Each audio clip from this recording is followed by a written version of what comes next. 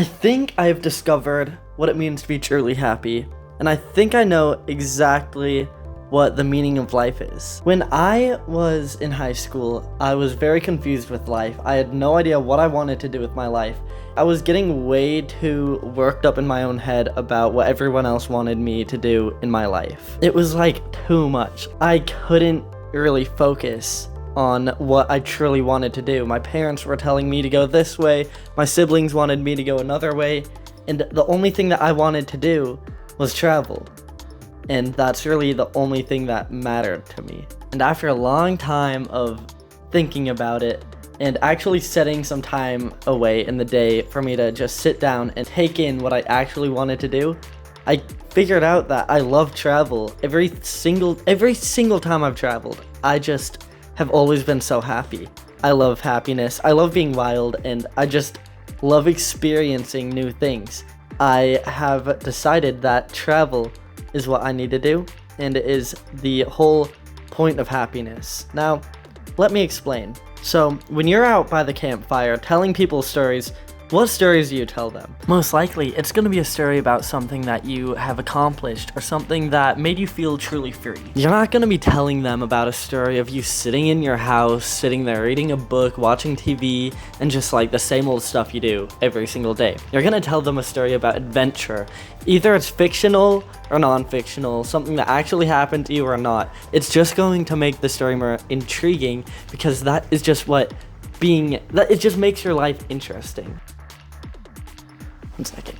That was so tweaky, guys. I just went out and I went to check because I heard super loud music playing outside of the door, and it was loud. And I looked out the window and someone was just standing there.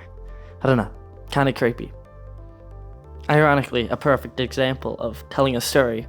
As we all know, the stories shared around the campfire happen to be the best stories of your life. And since the stories shared around a campfire usually happen to be with adventure, I think it's only fair to say that happiness comes from adventure, and the meaning of life is to be happy, at least in my eyes.